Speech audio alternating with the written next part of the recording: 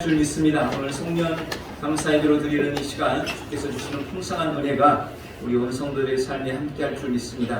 본문의 말씀 마태복음 25장 14절부터 30절 말씀으로 주님과 결산해야 합니다 라는 제목으로 함께 은혜 나누겠습니다. 하루는 하나님께서 닭과 개와 돼지를 불러다가 지상에 내려가서 사람들을 도우라고 봉사하다가 돌아오라고 지상으로 보냈다고 합니다. 1년 후에 닭과 개와 돼지가 하나님께 돌아와서 이제 결산을 하고 보고를 합니다. 제일 먼저 닭이 입을 열었습니다.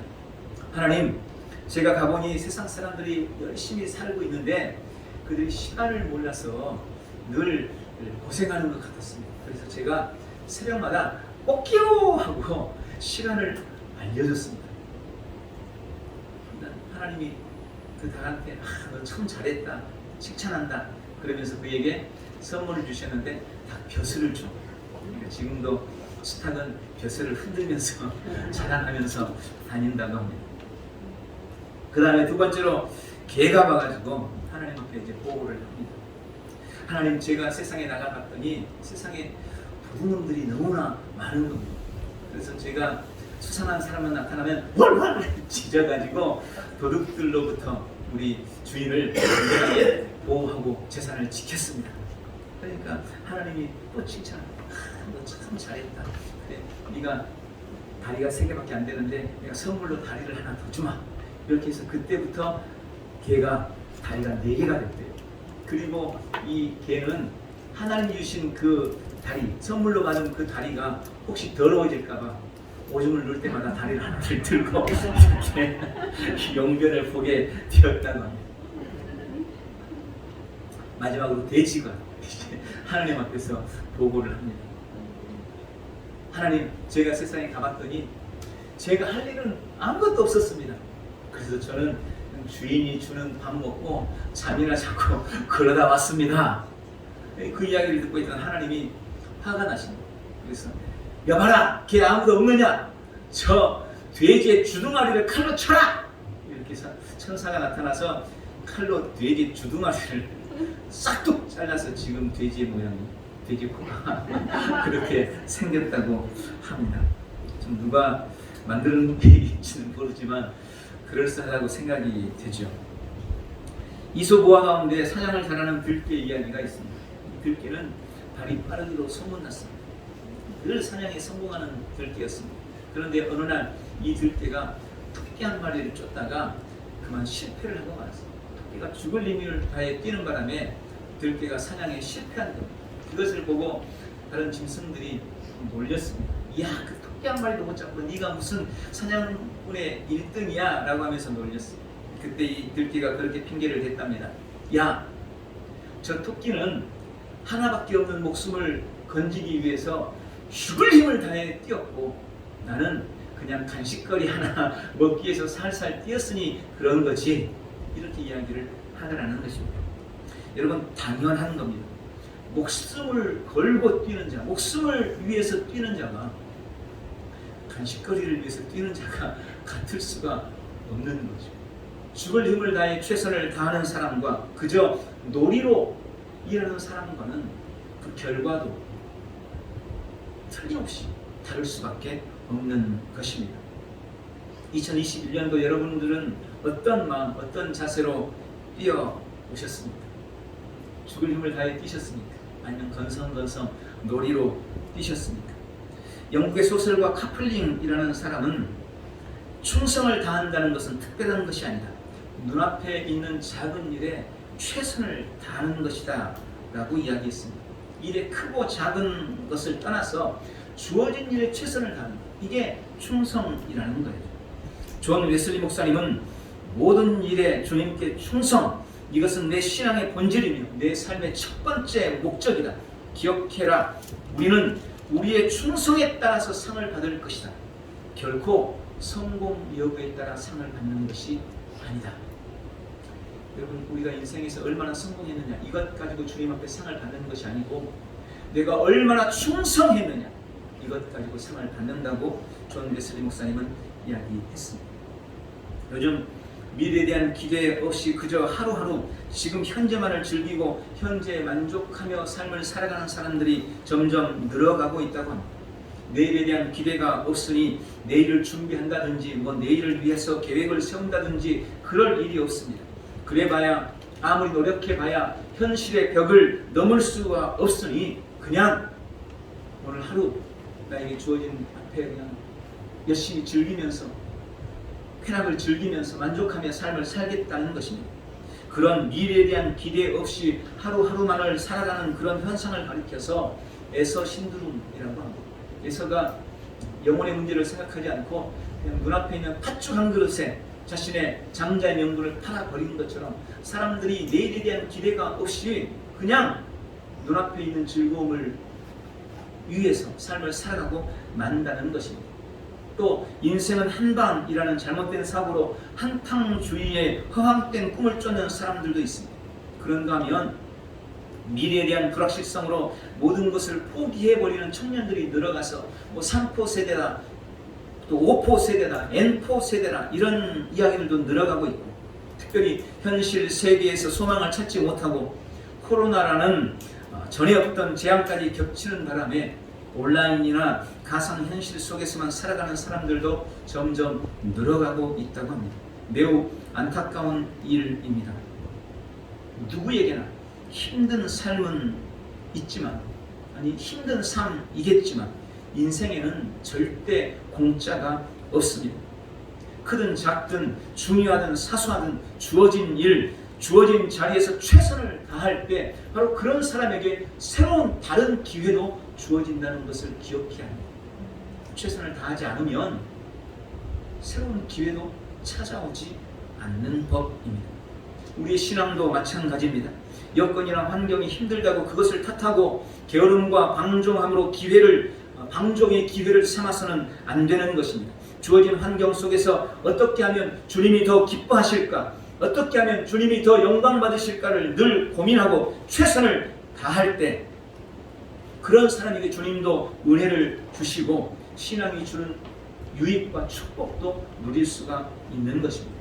오늘 2021년도 마지막 주일을 보내면서 지난 한 해를 돌아보고 또 새로운 시작에 대한 기대와 설렘이 있는 복되고 귀한 시간 되기를 바랍니다.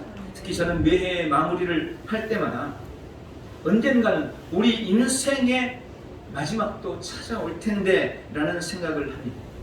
지금이야 올 한 해 후회했지만 또 새롭게 주어지는 기회가 있으니까 그때 잘하면 되지, 올해는 안 됐지만 내년에 잘하면 되지 라고 생각하겠지만, 만약 인생의 마지막을 결산하는 그날에는 다시는 기회가 없으니 말 그대로 후회만 남는 인생이 되고 말 것이기 때문입니다. 여러분, 그런 생각하면 좀 정신이 번쩍 들잖아요. 내일이라는 기회가 있으니까 오늘 이렇게 보내는데 내일이 없다면 나는 오늘 어떤 모습으로 주님 앞에 설까?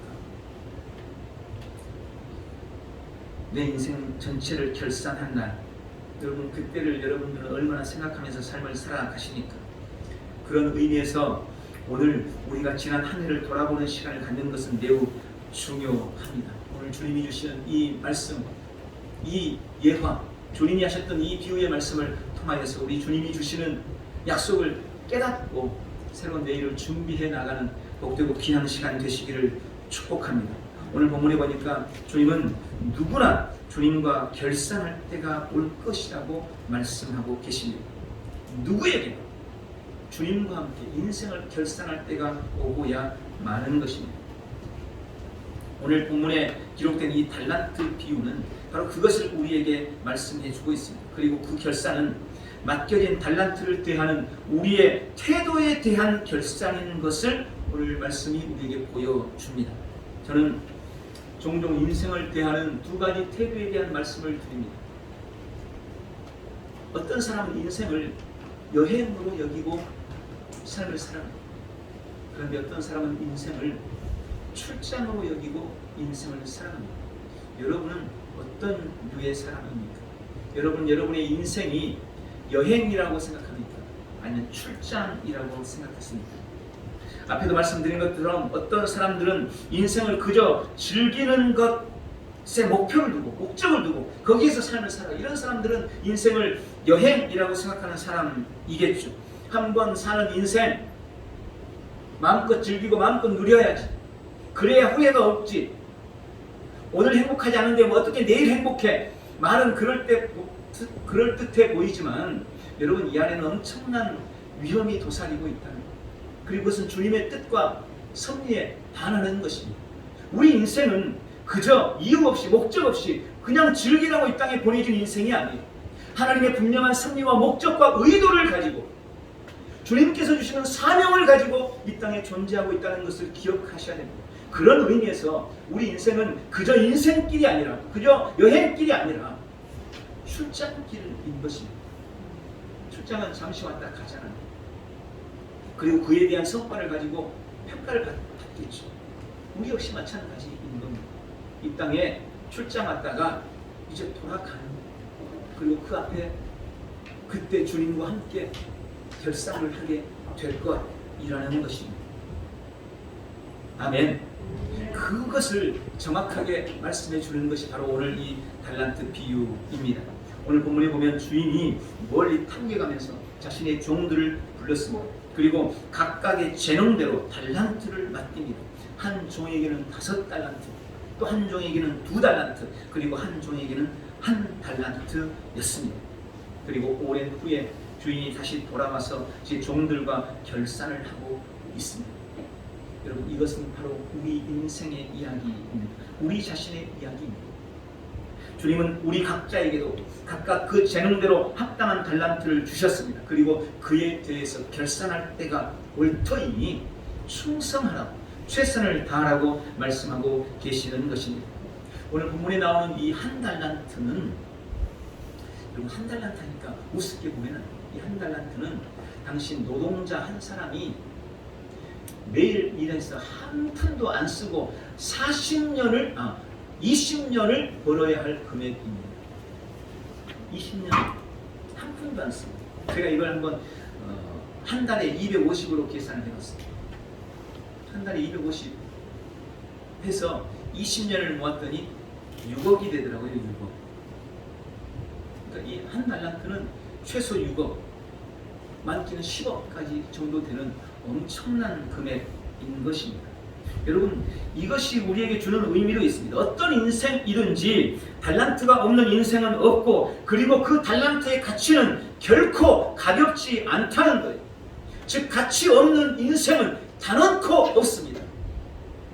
다 놀라운 가치를 가지고 살고 있다는 것입니다. 우리는 우리에게 어떤 달란트가 주어졌든 어느 정도의 달란트가 주어졌든 그것이 결코 가볍지 않음을 알아야 합니다. 절대 가치가 없지 않다고, 큰 가치가 있다는 것을 우리는 깨닫고 우리의 인생을 살아가야 하는 것입니다. 오늘 지난 한 해 우리가 주님 앞에서 최선을 다했는지 돌아보는 기회가 되기를 바랍니다. 그리고 우리 인생의 끝자락에도 반드시 이러한 결산이 있음을 알고, 지금은 내년이라는 기회가 있지만 그때는 다시는 기회도 없을 것이라는 것을 깨닫고 마음의 경각심을 갖고 최선을 다하리라 결단하는 복되고 귀한 시간 되시기를 주님의 이름으로 축원합니다. 또한 우리는 주신 달란트에 대한 게으름과 불평을 버려야 합니다. 본문에 1달란트 받은 사람이 왜 그 1달란트를 땅에 묻어버렸을까요? 다른 달란트, 5달란트 받은 사람은 바로 가서 일했고 2달란트 받은 사람도 바로 가서 일했는데 왜 이 1달란트 받은 사람은 그 1달란트를 받아서 바로 가서 그냥 땅 파고 거기다가 묻어버렸을까요? 오늘 말씀을 통해서 저는 몇 가지로 그 이유를 생각해 봤습니다. 첫 번째, 먼저 그는 주인에 대한 무지로 그 책임을 주인에게 돌리고 있는 모습을 발견하게 됩니다. 본문에 1달란트 받은 사람이 주인이 결산하는 것을 보고 와서 주인 앞에 말합니다. 24절입니다. 1달란트 받았던 자는 와서 이르되 주인이여, 당신은 굳은 사람이라 심지 않은 데서 거두고 해치지 않은 데서 모으는 줄을 내가 알았으므로 두려워하여 나가서 당신의 달란트를 땅에 감추어 두었었나이다. 보소서, 당신의 것을 가지셨나이다. 여러분, 그는 주인을 탐욕스러운 상인으로 봤다는 것입니다. 여기서 말하는 이 굳은 사람이다 라는 이 굳은 사람이라는 원어는 스클레로스예요. 스클레로스. 이 말은 잔인하다, 무자비하다 라는 의미로, 이 의미는 종들을 착취해서 이득을 취하는 탐욕스러운 사람이라고 그 주인을 평가했던 거예요. 한 달란트 받았던 이 종이 그 주인한테 그렇게 말하는 거예요. 당신은 종들을 착취해서 이득을 취하는 탐욕스러운 사람입니다. 이렇게 말하는 거예요. 어렸을 때 읽은 동화 그 크리스마스 캐롤에 나오는 스크루지 영감, 여러분 기억하시죠? 스크루지 영감. 이 스크루지라는 이름의 의미가 이거예요. 스클레로스에서 파생된 이름인 겁니다. 그러니까 잔인하다, 아주 인색하다, 무자비하다, 탐욕스럽다, 이런 의미인 거예요. 이 사람은 지금 자신이 달란트를 남기지 않고 충성하지 않은 이유를 당신이 탐욕스러운 사람이기 때문이다 라고 그 주인에게 핑계를 대고 있는 것입니다. 자신이 충성하지 않는 핑계를 주인에게 돌린 것입니다. 그리고 뻔뻔스럽게 그렇게 말합니다. 자, 여기 당신의 한 달란트, 당신 겁니다. 자신의 잘못된 행동을 정당화하려고 그런 주인을 나쁜 사람으로 만들었습니다. 신앙에 실패하는 사람들 중에도 자꾸 예수님께 뭔가 핑계를 대는 사람들이 있어요. 내가 열심히 안 해놓고, 내가 충성하지 못해놓고, 내가 기도하지 않아놓고 자꾸 주님 탓을 댑니다. 그러나 결국 그들은 주님으로부터 책망을 받고 날 것입니다. 오늘 이 종처럼. 또한 두 번째로 이 종이 그 달란트를 땅에 묻어버린 이유는 바로 게으름 때문이었습니다. 사실 이것이 그가 달란트를 땅에 묻은 진짜 이유입니다. 본문에 보니까 주인이 달란트를 주고는 멀리 갔습니다. 이제 그 종의 입장에서는 더 이상 자신을 감시하거나 일을 안 한다고 책망할 사람이 없어진 겁니다. 보는 사람도 없으니 열심히 일하지 않아도 된 것입니다. 그는 주인이 준 그 달란트를 땅에 묻어두고는 매일 놀며 쉬고 잡니다. 매일 빈둥거리고 말았던 것입니다. 그리고 주인이 돌아왔을 때 땅에 묻어두었던 그 한 달란트를 내놓는 그를 보며 주인은 그에게 악하고 게으른 종이라고 꾸짖었습니다. 여러분, 그냥 게으르다고 말하지 않았습니다. 악하고 게으르다고 책망한 겁니다. 주님 주신 사명에 게으른 것은 그냥 게으른 것이 아닙니다. 그것은 악한 것입니다. 그것은 죄입니다. 에베소서 5장 16절에 오직 지혜 있는 자 같이 하여 세월을 아끼라. 로마서 12장 11절 부지런하여 게으르지 말고 열심을 품고 주를 섬기라. 우리는 세월을 아껴야 합니다. 허송세월에서는 안 됩니다. 우리에게 주어진 달란트에 대해서 게으르지 말아야 합니다. 부지런히 우리에게 맡긴 사명을 감당하시기 바랍니다. 이 종은 주인이 보이지 않는데 그러면서 일하기가 싫었던 거예요. 그런 게으름 때문에 그 한 달란트를 땅에 묻어버리고 말았습니다. 지금 우리는 사명에 대해서 어떤 모습으로 헌신하고 계십니까? 혹시 이 종처럼 게으른 모습으로 사명을 감당하고 있지는 않습니까?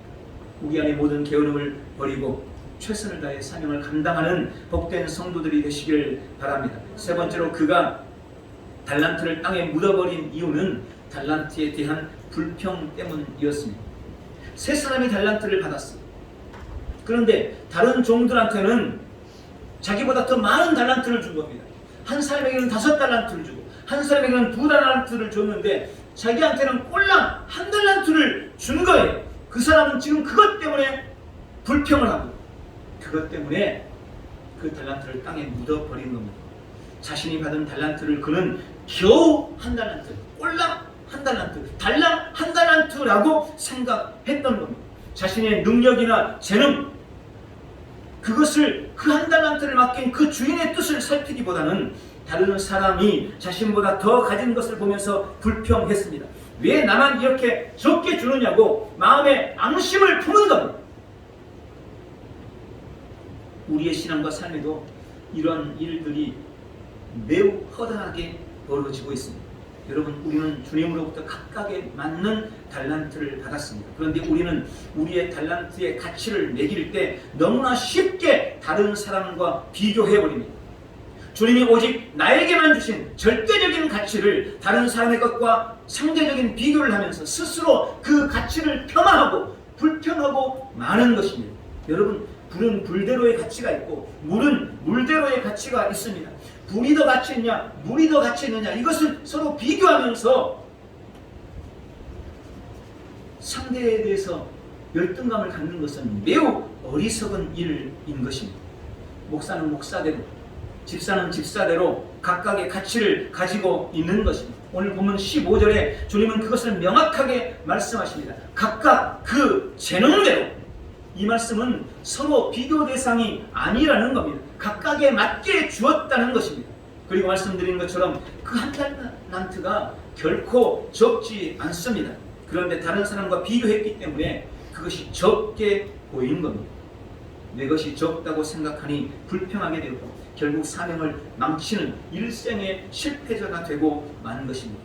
내게 있는 것을 다른 사람이 가진 것과 비교하지 마십시오. 불평을 버리시기를 바랍니다. 불평하는 한 우리는 절대 효과적으로 사명을 감당할 수 없는 것입니다. 주님께 핑계대지 마십시오. 주님은 언제나 선하시고 오르신 분이십니다. 게으르지 말고 부지런해서 열심을 품으십시오. 게으름으로 사명을 소홀히 하지 않기를 바랍니다. 주님 주신 은혜와 달란트를 자꾸 다른 사람과 비교하면서 불평을 쌓지 마십시오. 나는 절대적 가치를 가진 특별하고 유일한 사람임을 믿으시기 바랍니다. 마지막으로 우리는 매사에 충성하고 주 앞에 칭찬받으시기 바랍니다. 충성하고 칭찬받는 사명자들이 되시기를 주님의 이름으로 축복합니다. 주님의 평가의 기준은 사람의 평가의 기준과 같지 않습니다. 사람은 외모를 보지만 주님은 중심을 보시고, 사람은 얼마나를 보지만 주님은 어떻게를 보십니다. 사람은 결과만을 평가하지만 주님은 그 동기와 과정을 더 중요하게 여기십니다. 본문에 5달란트를 남겼던 사람과 2달란트를 남긴 사람에게 하신 주님의 평가는 글자 한마디도 차이 없이 동일합니다. 21절에 보니까 5달란트를 남긴 사람, 그리고 23절에 2달란트를 남긴 사람도 동일하게 잘하였도다. 착하고 충성된 종아, 네가 작은 일에 충성하였으며 내가 많은 것을 너에게 맡기리니 내 주인의 즐거움에 참여할지어다. 여러분, 똑같이 주님이 칭찬하고 평가했습니다. 5달란트와 2달란트, 그들이 처음에 받은 것과 또 일해서 남긴 것까지 합치면 10달란트와 4달란트, 달란트의 차이가 무려 6개나 돼요. 그러나 그 6개의 달란트 차이에도 불구하고 주님은 10달란트를 가진 사람도 4달란트를 가진 사람도 똑같이 평가하고 똑같이 칭찬하셨습니다. 만약 1달란트 받았던 사람이 열심히 충성해서 또 한 달란트를 남겨서 2달란트를 가졌더라도 그는 10달란트 가진 사람처럼 4달란트 가진 사람처럼 똑같이 주님으로부터 인정받고 칭찬받고 상급을 받게 되었을 것입니다. 여러분, 저는 이것이 너무너무 중요한 메시지라고 생각했어요. 이게 너무나 중요한 말씀을 주님께서 하시는 겁니다. 그리고 이 말씀이 저같이 부족한 목사에게도 소망과 위로가 됩니다. 여러분, 제가 여의도 교회하고 아니 여의도 교회는 너무 멀리 있으니까 가깝치고 이 가까운 데 있는 이 늘사랑 교회하고 혹시 비교를 한다고 한번 생각을 해보세요. 그 교회의 사이즈나 성도의 차이를 생각한다면, 그리고 그것이 만약 주님께서 하실 평가의 기준이 된다면, 그래 늘사랑 교회를 목회하는 목사님은 그렇게 큰 사이즈 그리고 엄청난 사람들을 섬겼으니까 너는 이렇게 칭찬해줘. 김지훈 목사, 너는 홀랑 그 쬐까만 교회 몇 명 되지도 않는 성도들 섬겼으니까 너는 요거 봐. 여러분, 만약에 주님의 평가의 기준이 그런 것이라면 아마 저라도 오늘 이 1달란트 받았던 사람처럼 그 달란트 그냥 땅에 묻어버리고 말았을 거예요. 만약 주님이 그런 식으로 우리를 평가한다면 저는 정말 절망스러울 것입니다. 그런데 주님은 내 달란트가 몇 개인지 그것을 평가하지 않으십니다. 그것은 주님이 결정하셨고 그것은 주님과의 결산의 평가의 기준이 되지 않는다는 것입니다. 주님은 달란트의 개수의 차이가 아니라 충성의 정도를 가지고 우리를 평가해 주신다는 것입니다. 네가 100개를 가졌든지 1개를 가졌든지 그게 중요한 게 아니고 100개에 얼마나 충성했느냐, 1개에 얼마나 충성했느냐, 그것을 가지고 주님은 우리를 평가해 주신다는 것입니다. 그래서 저도 조영기 목사님이나 이영원 목사님이나 여기 지금 늘산교회 지금 담임 목사님 바뀌셨죠. 옛날 정순영 목사님이나 그분들에 비해서 절대 적게 평가받지 않을 수 있다는 것. 내가 지금 나에게 주어진 이 자리에서, 내게 맡겨진 이 목양지에서 얼마나 충성하느냐, 그게 문제인 거지. 이 목양지가 얼마나 크냐 작냐, 양이 얼마나 되느냐 얼마나 작냐, 이게 문제가 아니라는 것을 우리 주님은 분명하게 말씀하고 계시는 것입니다. 요한계시록 2장 10절에 네가 죽도록 충성하라, 그리하면 생명의 면류관을 내게 주리라. 생명의 면류관은 많이 남긴 자를 위해서가 아니라 충성한 자를 위해 예비된 것입니다. 그러므로 지금 서 있는 자리에서 내게 주신 달란트의 충성을 다하시기 바랍니다. 주신 시간의 달란트에 충성하고 주신 물질의 달란트에 충성하십시오. 주신 건강대로 그저 충성하십시오. 그 사람이 많이 가졌으면 많이 가진 대로 주님이 따로 평가할 거예요. 내게 주님이 적게 주셨기 때문에 그걸 가지고 적은 것을 평가하지 않고 그 적은 것에 얼마나 내가 충성하느냐, 주님은 그걸 가지고 평가를 해 주시는 것입니다. 특별히 충성을 뒤로 미루지 마시기 바랍니다. 무디 목사님이 신앙을 소홀히 하는 한 젊은이에게 말했습니다. 아니, 젊은 사람이 왜 신앙생활을 그렇게 제대로 하지 않나, 예배 시간에도 자꾸 빠지고 왜 봉사도 안 하는가 라며 책망을 했습니다. 그러자 그 젊은이가 말합니다. 목사님, 지금은 제가 공부도 해야 되고 돈도 더 벌어야 됩니다. 지금 제가 너무 바쁩니다. 좀 더 나이 먹고 삶의 여유가 생기면 그때는 제가 충성하겠습니다. 목사님은 그 청년의 말을 듣고 아무 말도 하지 않았습니다. 그리고 그 청년에게 선물을 하나 보냈습니다. 며칠 뒤에 그 청년을 다시 만난 목사님이 그 청년에게 물었습니다. 자네, 내가 보낸 선물은 잘 받았는가? 그 젊은이가 화를 내면서 말했습니다. 아니 목사님, 다 시들어버린 꽃을 주시면 어떡합니까? 그때 모디 목사님이 말합니다. 자네도 시들어버린 꽃이 그렇게 싫은데 하나님인들 시들어버린 꽃을 좋아하시겠나? 우리 인생의 꽃이 시들기 전에 주 앞에 충성을 다하라. 아직 우리 꽃이 활짝 피어 있을 때, 그때 주님 앞에 드려지는 아름다운 꽃이 되라는 이야기인 것입니다. 그럼 또 그렇게 생각하시는 분이 계실지 모르겠어요. 아이고 목사님, 저는 벌써 확 시들어버린 것 같은데 어떡합니까? 아니요, 우리 교회는 아직 덜 핀 꽃은 있어도 이미 시든 꽃은 한 분도 안 계십니다. 지금 다 활짝 피어서 너무나 아름다우십니다. 그러니 지금 있는 모습 그대로, 지금 그 자리에서, 지금 상황 안에서 최선을 다하시기 바랍니다. 지금 주어진 환경과 상황, 지금 서 있는 그 자리가 내게 주신 달란트인 것입니다. 지금, 그리고 오늘 최선을 다해야 최선을 다하는 한 주가 되는 것이고, 그런 하루하루가 1년을 만들고 그런 하루하루가 평생을 만드는 것입니다. 올해를 후회로 보내고 또 새해를 아무 생각 없이 맞으면서 충성의 기회를 또 뒤로 미루고 만다면 결국 주님 앞에서 인생을 결산할 때 우리는 후회와 탄식, 주님의 책망만 받게 될 것입니다. 말씀을 맺습니다. 우리는 누구를 막론하고 하나님 앞에서 인생을 결산하게 될 것입니다. 그 영원한 결산의 때가 있다는 것을 기억하고 오늘 2021년 마지막 주일, 다시 주님이 주시는 새해라는 기회에는 지금 주어진 자리, 주신 달란트에 내가 최선을 다하여 충성하리라, 그렇게 결단하는 우리 온 성도들 다 되시기 예수님의 이름으로 축원합니다. 기도하겠습니다. 전능하신 주님, 오늘 말씀을 통하여서 우리에게 주신 달란트, 그것이 오직 나에게만 주신 특별하고 너무나 소중하고 귀한 달란트인 것을 깨닫게 하셔서 감사합니다. 게으르지 않게 도와주옵소서. 다른 사람과 비교하면서 불편하지 않게 도와주옵소서.